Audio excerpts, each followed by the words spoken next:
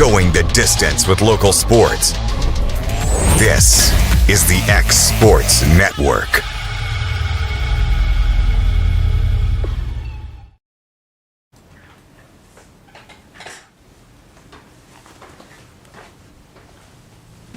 Alrighty, would like to welcome everybody in here to this Wednesday edition of the Mark My Words College Sports Show here on the X Sports Network.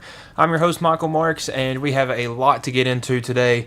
We've got midweek college football, we've got new college football playoff rankings, my personal ones, not the actual ones, so if your team isn't where you would like them to be, there's still a lot of time left to change it, and my rankings aren't anything that actually happens, but I try to make them relatively close to the real thing. I've got Heisman favorites. We've got just a ton to get into. We've got some big news in college baseball to talk about. But we'll jump right in to it, and we'll start with college football first. We'll go over some of the midweek games that took place last night. Conference USA seems to have, for the most part, taken over the MAC's Tuesday night college football. And listen, it's been absolutely great. The game we had last night between Western Kentucky, Louisiana Tech was an absolute classic. 28-27, Western Kentucky coming away with that one in overtime. Hilltoppers 6-2 now, so off to a great start this season. Maverick McIver was out with the shoulder injury in this game, so you go from one of the most efficient passers in the country to Rodney Tisdale, a freshman, which gave them a pretty good rushing option at quarterback. McIver is, nothing against him in the passing game, but when it comes to running the ball, he's not the quickest. We'll put it that way. He's not gonna blow you away with his athleticism outside of the pocket, but. And not to say that Tisdale is, but he definitely gave them a bit of a rushing option. Threw for 227 yards and a touchdown. Ran for 73 more on 12 carries, so getting a big part of the carries. Louisiana Tech did a pretty good job shutting down the running backs, though. Marvis Parrish and George Hart III were not allowed to get going at all. This was a weird one. It was 20-7. Western Kentucky leading after going into the half.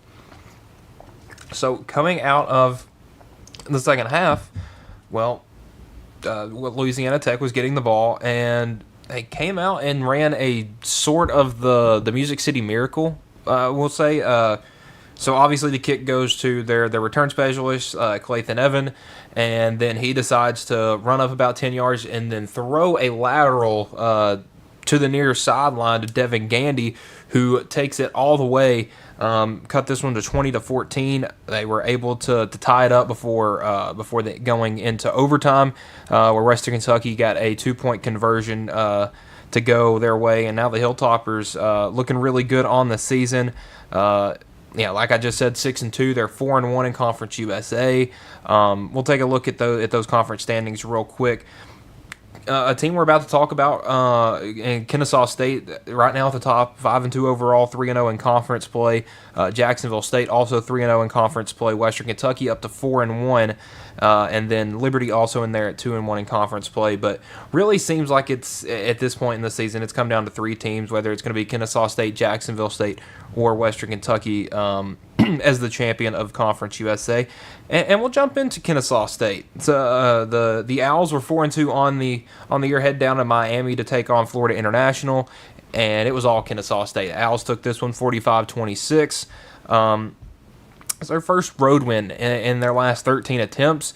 Their last road win actually came back when they were still an FCS team back in November 5th, 2022, when they took down UT Martin. So props to Kennesaw State. It seems like new head coach there, Jerry Max, really got the things figured out, and looks like the Owls could be on their way back, back to the good graces of the college football world. Kennesaw State's rushing attack was really good. They have former Tennessee running back coach Jerry Mack as their head coach, like I just mentioned. Over 200 yards combined with Diggs, Belcher, Odom, and Williams. That's two running backs and two quarterbacks. So a very, their offense varies, but it seems to be heavy in the rushing attack. Now for the Panthers, Keon Owens and Keon Jenkins played awesome. Their quarterback and running back put up some great numbers. I mean, you just go look at what Owens did in the backfield. Let me make sure I get these numbers right. Despite getting beat by 19, your quarterback goes for 22 of 37 for 296 yards, a touchdown, no picks, and your running back goes 20 carries for 150 yards and a touchdown. You'd think that would be just enough, but Kennesaw State got out, 14-7 after one, 24-14 going into halftime, and really were just able to control the game the whole second half after that. But, this is one of those strange games where if you look at the stats, okay, FIU was slightly better on third down. They had more yards. They had more passing yards. They had slightly less rushing yards, rushing for a better average, though. Less penalties, 35-25 in the time of possession, no turnovers. and they just couldn't get it done. But props to the Owls, 5-2. I mean, who would have thought at this point in the season Kennesaw State would be fighting for a Conference USA championship spot? And, they have a big opportunity next week at home against UTEP, another Tuesday night game, where they'll have an opportunity to, become bowl eligible for their first time since making the jump to FBS. This is also their first time since that jump that they will be actual eligible to make a bowl. So, yeah, a lot of fun stuff going on down there at Kennesaw State. We got some more games tonight. Sticking in the Conference USA, Middle Tennessee State taking on Delaware. That one will be at 6:30 on ESPN2. The Blue Raiders, not off to their best start yet. It's definitely been a season that you would like to forget up to this point for the Blue Raiders. 1-5. So 1-5 on the season. Not the greatest of odds tonight, but they do have Delaware coming in and a big opportunity to pick up a win there against the Blue Hens. This is Delaware's first year in Conference USA, but it seems like they've sort of got it figured out. Only 1-2 in Conference USA play, so they're still gonna have to get that sort of mindset ready for Conference USA, a team that's making the jump from the FCS levels. But I like their odds. They've been a pretty exciting team to watch this year, especially with their midweek game last week. Also going on tonight, Missouri State and New Mexico State. That one at 8 p.m. on the CBS Sports on the CBS Sports Network. These are two teams that are both 3-3, both in kind of that middle of the pack, that are sort of trying to find their identity. You got Missouri State in their first or second year, I believe they're second actually, second year at the FBS level. They've had some games where they've got a win over Marshall. They've got it. They played UT Martin really well. They played Western Kentucky really well. But then they have games where you give up 73 to USC. You get you only beat MTSU by 2. There's some games where they've struggled. They've looked good at others. So, they've been a very inconsistent team, and they're looking to find a bit more of that consistency in their senior quarterback, Jacob Clark. He's struggled a bit this year, been sacked 19 times. Also, while they are struggling to find a running back to get more than 4 yards a carry. New Mexico State, boy, a team that has been gutted by the transfer portal. You see all the guys and coaches they've lost over the past couple of years doing big things elsewhere. Diego Pavia comes to mind as one of those guys. But, does New Mexico State have that next guy on their team? If so, they'll need to find him tonight. Tomorrow night, we got a pair of 1-6 teams going at it on ESPN2 at 6:30. You got South Alabama and Georgia State. Two teams at 1-6 that how they got there is a bit strange. South Alabama has been one of those teams that just has had terrible luck this year. A bunch of their losses, close games. A 2-point loss to Tulane in week 2. You have a 7-point loss to Troy in overtime, a 1-point loss to Arkansas State. So looking to get right back on track. They have an opportunity to do it with the Georgia State team that has not really blown anybody's socks off this year. Their defense has struggled mightily, giving up 41 to Georgia Southern, 41 to Appalachian State, 70 to Vanderbilt. So their defense has definitely left some to be desired. South Alabama's offense has also been a bit shaky, so it should be a good game in that one. Now we'll jump over to the playoff picture. I'll read off my rankings from last week because things have changed a lot. Ohio State at number 1. Miami at number 2 is the ACC champ. Ohio State is the Big Ten champ. I had A&M at 3rd is the SEC champ.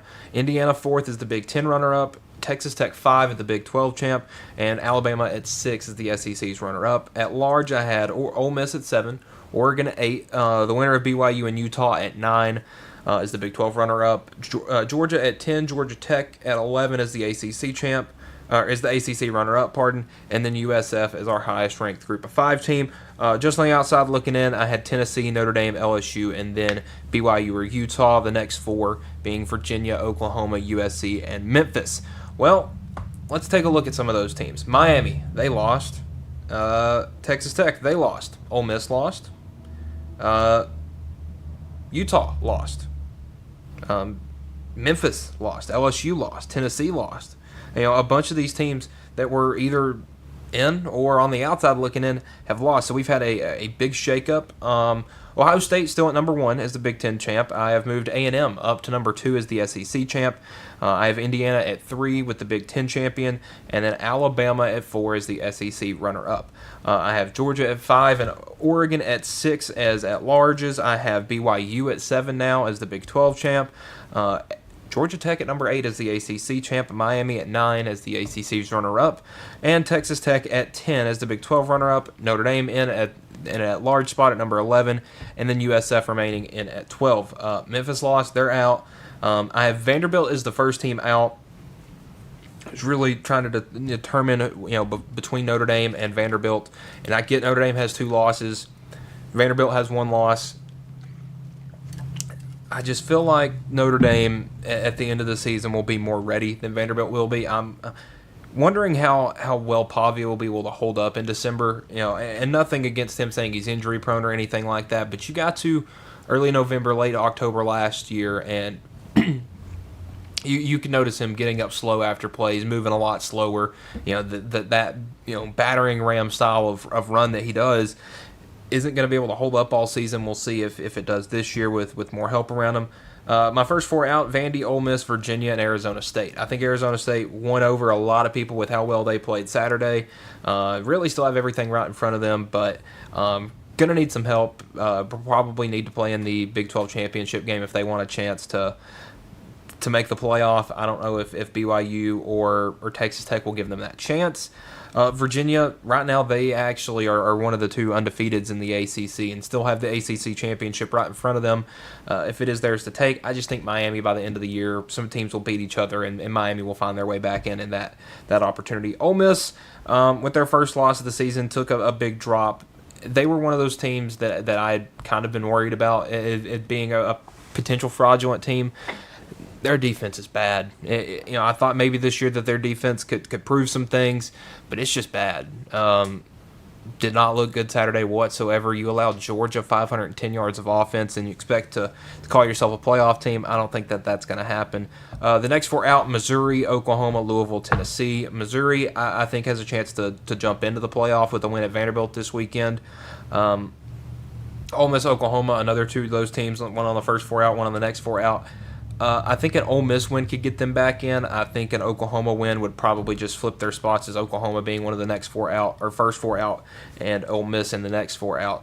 Virginia and Louisville, we've seen them play already. We saw Virginia with that win. I really do think that this Virginia team could shake some things up, because if you look at their schedule, the remainder of the season, I mean, everything's right ahead of them. You look, the remainder of the season, at North Carolina on Saturday. If they lose that game, they deserve to not make the playoff. At Cal the following week, Cal's proved to be a very beatable team. They've had some turnover problems, and look at the way that Virginia came back against Washington State. I think this team's got a bit of a late game clutch mentality to them. The next week with Wake Forest, very winnable. At Duke, probably their biggest test remaining, and then you got the rivalry game with Virginia Tech, but that one's at home, so how much will that really be an impact? I have Tennessee as my last team on the next 4 out. They dropped a lot. I don't know if a 2-loss Tennessee team makes it in the playoff, but also Tennessee would have to get there. They still have a ton of tough games left on their schedule. Let's jump over to the Heisman favorites, because this has been one of the toughest things to discuss this weekend, because we use betting odds to kind of gauge where we're at on some things, and there really isn't a clear-cut favorite for the Heisman Trophy. We've seen it vary all year. Tommy Castellanos was up there early in the season. Ruben Bain, the defensive end linebacker from Miami, was in there at the beginning of the season. And now we're with the top 4 right now of Fernando Mendoza, Ty Simpson, Julian Sayin, and Diego Pavia. Just outside at number 5, Marcel Reed, and then Gunnar Stockton, Dante Moore, Jeremiah Love round out the top 8. That's a crazy list because you got Jeremiah Love, a guy that put up almost 250 yards last week. Dante Moore at Oregon has looked good for most of the season, struggled against Indiana. Fernando Mendoza is rocking at the just not making mistakes. Same thing for Ty Simpson. Julian Sayin is just throwing to NFL guys and having fun with it. Diego Pavia is right now, I would say he is probably what I would define as a Heisman, because I look at the Heisman as the most valuable player on a team. And that means if you take this guy off of a team and put, well, not say they're back up there, but not an over-the-top starter. Fernando Mendoza at Indiana, I think he's a big key to their success, but I also feel like that team has a very talented receiving core, and that we saw Curtis Rourke look really good with this team last year. We're seeing Fernando Mendoza do it this year. Is Kurt Cignetti a good developer of quarterbacks, or does he just know how to get good talent around them? Ty Simpson at Alabama, another great example. This guy sat and waited. He's got great talent around him, but there are some throws I've seen him make this year that you're like, oh, okay, he's got it. Gunnar Stockton, another guy that's made some of those tight window throws. Julian Sayin, I feel like that there's probably everybody, if you put any of these quarterbacks on Ohio State's team, I don't think they would be much better. I don't think they would be worse either. So, I feel like Sayin's going to be a beneficiary of his stats and the competition and who he's playing with, because Ohio State has a cakewalk of a schedule for the remainder of the season. If we look at Texas through the scope we look at Texas now, I think we completely value Ohio State at a different level. Yeah, the number 3 beat number 1 week 1. Well, that number 1 actually isn't that good. Then you beat Grambling, Ohio, Washington, Minnesota, Illinois. And that Illinois game was an 18-point game. So 3 scores, but not overly the top dominant. And then a 34-0 this past weekend. Listen, Sayin's great. 1,800 receiving or passing yards, almost 1,900. 80% completion percentage, 19 touchdowns, 3 interceptions. His numbers look great, and his guys around him are great. Jeremiah Smith will be in the NFL next year. Carnell Tate will be in the NFL. I think Smith has 1 more year in college. Tate will be in the NFL next year. Max Clare, their tight end, he's a junior. He'll be in the NFL next year. I mean, you look at the guys around them, and it is talent from top to bottom. I don't want to discredit anything he's done because he's an extremely talented quarterback, but I don't know if Heisman is where I would put him. Pavia, on the other hand, if you took him off of Vanderbilt, let's say even last year, Vanderbilt is probably still one of the lower end teams in the SEC.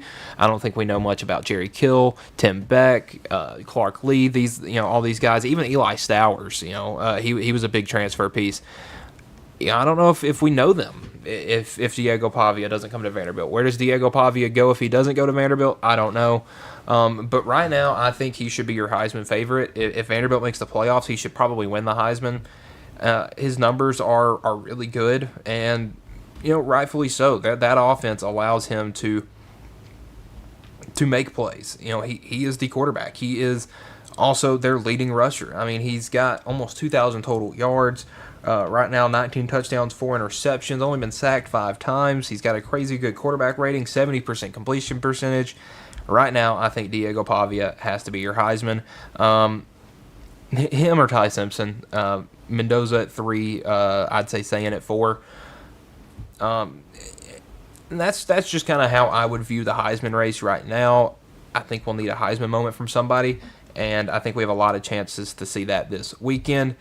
And now the news that probably everybody has been waiting for today, Tony Vitello. So yesterday there was, obviously we'll go back to Saturday. There's reports that the Giants have offered him the job. And then it went, everybody freaked out on Saturday, and then it went quiet. Well, yesterday Tennessee baseball hosted an open scrimmage. Fans went, showing some grace for Tony, and after the scrimmage, he said that we love y'all and we got a meeting to have. Went out and had a meeting. There were reports that in that meeting he told the team he hadn't made his mind up yet. I also think there's a good chance he told the team to say that to any reporters outside. But he has decided to take the job and become the San Francisco Giants manager. It is a unprecedented hire. I mean, this is it's risky for both sides. Obviously, there was the stuff I had talked about yesterday with potentially there being some disdain between Tony Vitello and the baseball program and maybe the women's basketball program and the athletic director with NIL allocation. I don't think that was anything that deserves any blame either way. I think it's just the way college sports works right now. But I mean, this is the first ever college coach to jump straight to the majors from college without any prior big league experience. We saw it happen with Florida State and the Yankees back in the late 70s. But this is unheard of. I mean, we haven't seen. You don't see this. This is crazy. No, Tim Corbin he never made a jump. You can go back to all the great coaches at Texas, Augie Guerrero. Guys like that. There are tons of great coaches that never made that jump. And the fact that the San Francisco Giants are willing to take a shot on Tony Vitello shows that I think they're taking a big risk, but I think they're trying to win now. We saw how Tony Vitello turned the completely dead Tennessee baseball program into a giant in just 8 years. His record at Tennessee, 343 and 131, 2 regular season SEC championships, 2 SEC tournament championships, 6 regionals, those coming consecutively if you don't count the COVID season, 5 straight super regionals, those coming 21, 22, 23, 24, and 25, 3 College World Series appearances, and 1 College World Series national championship. I mean, Tennessee's got millions and millions of dollars put into a baseball stadium. Their recruiting has been on fire. It's kind of the it place, or it was the it place in college baseball, and now that's kind of been put at a halt. What it means for Tennessee, I don't know. It puts them in a tough spot because these players committed to play for Tony Vitello. That is how it is. But I also know that there are a lot more pieces to that coaching staff than just Tony Vitello. There's Josh Elander. There's Frank Anderson. There's Ross Kivett. Guys like that. So it's not like the program's dead. I know that's a lot of people's immediate reaction. Don't think that's the case. I've seen a lot of people going at Danny White on social media, the athletic director, because there were some rumors that Tony Vitello just wanted more NIL money for his players and that wasn't being done. Trust me, if it came to a point where Tony Vitello was going to the athletic department and saying, give me more NIL money for my players or I'm leaving, the money would be found. I don't think money was an issue here.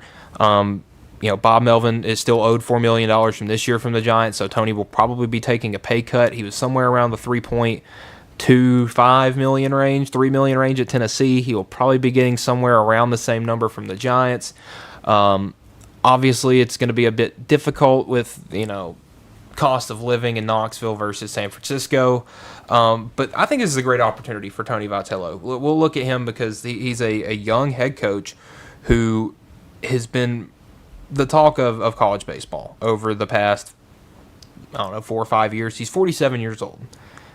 He turned 47 back 2 weeks ago, actually. His birthday 2 weeks ago tomorrow.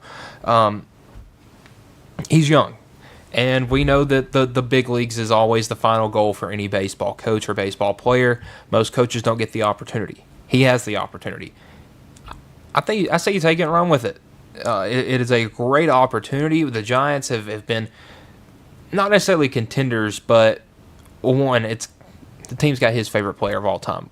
If you don't know how much Tony Vitello loves Drew Gilbert, you obviously haven't paid attention to him over the past half decade. I mean, those two were inseparable at Tennessee, and I think given the opportunity to coach him and also former Tennessee baseball player and former Loretto High School baseball player Blade Tidwell in that organization as well, also Maui Ahuna. I mean, there's a ton of Tennessee guys in that San Francisco Giants organization. So, hey, if he wants to make them the San Francisco Vols, I'm all for it. So yeah, where does what's next for Tennessee? Who do you go with next when it comes to head coach?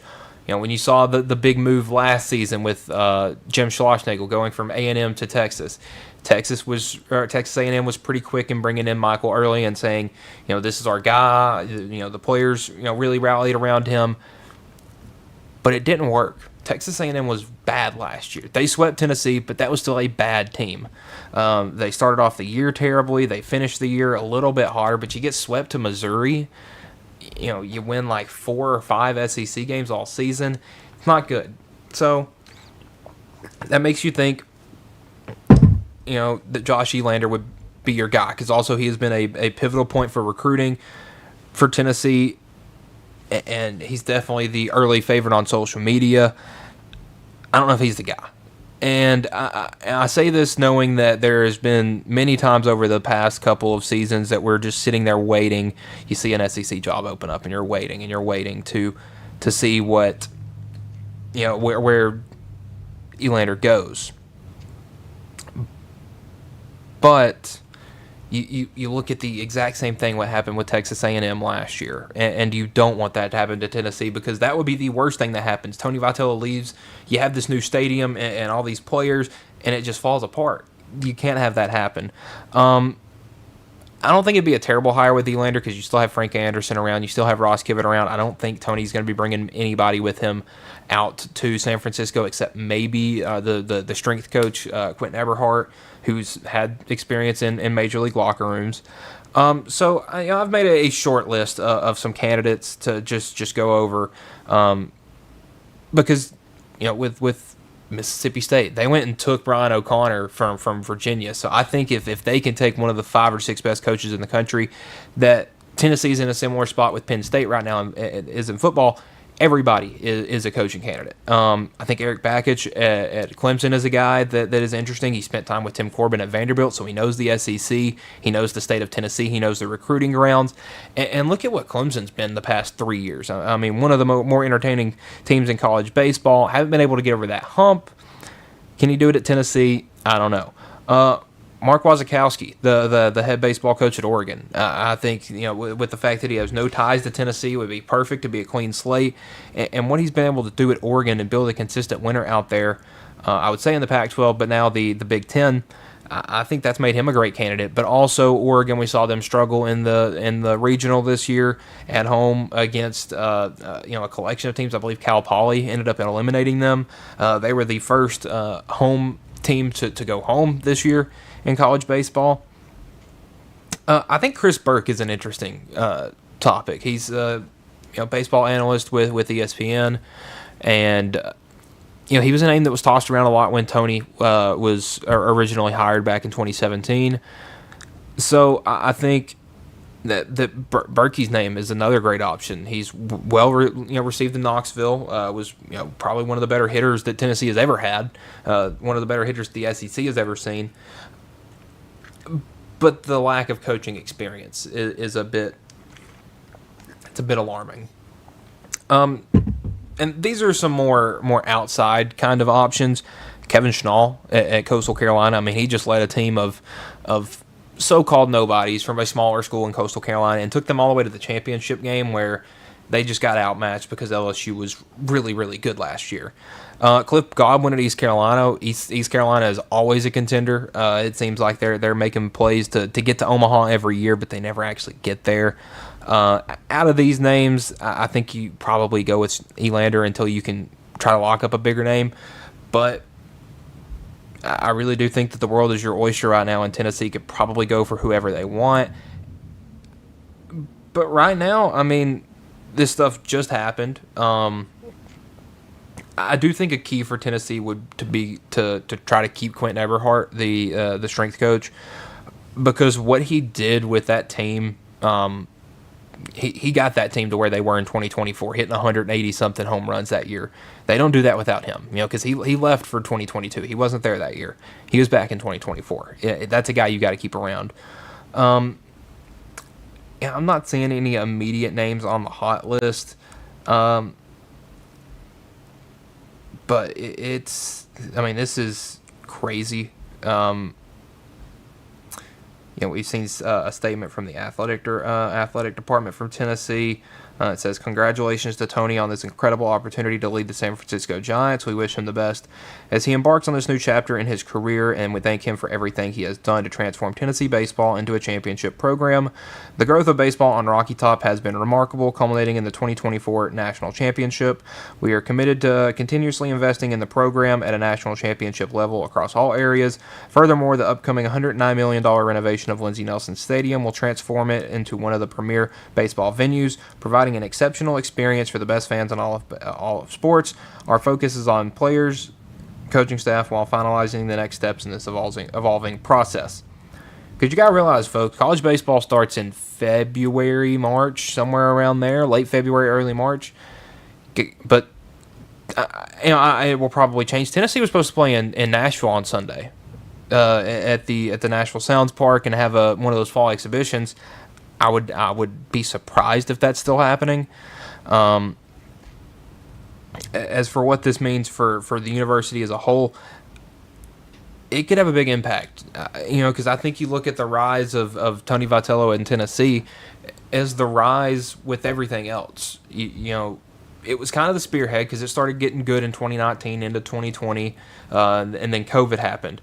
Came out, hit the ground running in 2021, made the college football, or made the College World Series, and everything sort of followed. Football was good in 2022. Basketball was good the next year. Softball's been getting there. There were, I think, finished third, fourth in the country this last year. That's really good. You look at how this could impact the upward trajectory of Tennessee's athletic department. It could put it on a hold. But I think that this next baseball season is one of the more important ones for Tennessee as a Tennessee as a college program, because if it goes bad, we can see things tend to spiral. Because I don't think any Tennessee fan was as into the third Saturday in October as they were before they heard the Tony Vitello news on Saturday, and then kind of how you felt afterwards. So that will do it for this episode of the Mark My Words College Sports Show. We will be back on Friday. We got a big weekend of college football to break down. We might even start talking a little college basketball because that's coming up in a couple of weeks. So for Michael Marks, this has been the Mark My Words College Sports Show on the X Sports Network. Have a good day, everybody.